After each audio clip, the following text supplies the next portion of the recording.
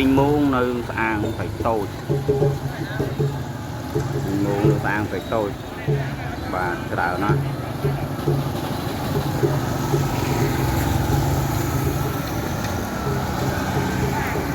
khi mà giờ trong thời nữaคือมีการចូលរួមលើកស្ទួយនៅវប្បធម៌ខ្មែរយើងជាច្រើនខ្ញុំក៏សូមតាមសារទៅកាន់បងប្អូនឆ្លាញ់វប្បធម៌ជាពិសេសគឺបងប្អូនជំនាន់ក្រោយនេះដែលតែងតែយកអក្សរប្រទេសផ្ដាស់យកមកសរសេរចំនួនអក្សរខ្មែរហើយអក្សរអង់គ្លេសនឹងឲ្យបងប្អូនអាចកាត់បន្ថយបានព្រោះ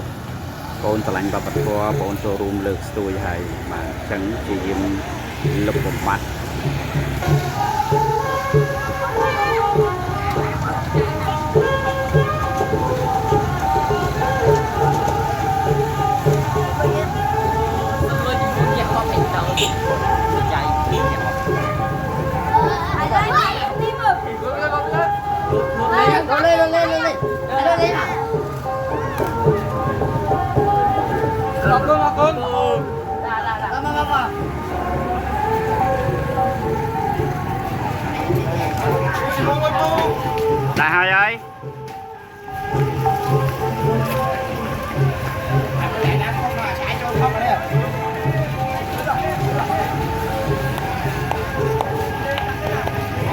đã hơi ơi đã hơi ơi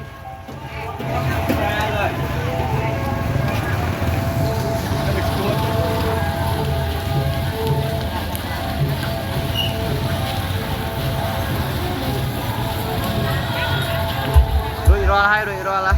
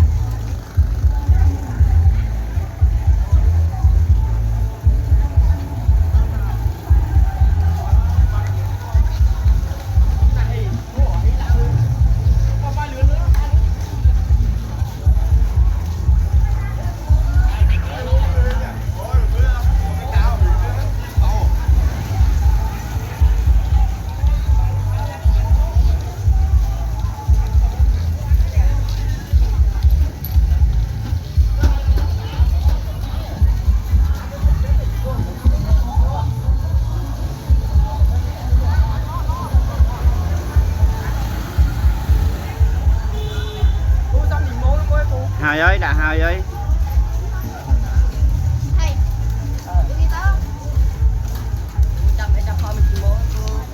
Hai ơi, đã hai ơi, đã hai ơi.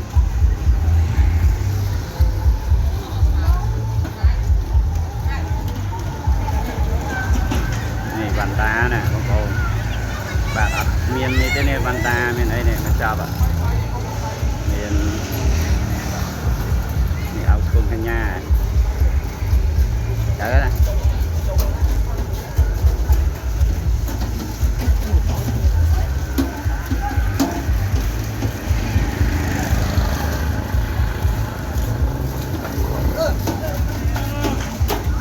Tiếp bục rực à?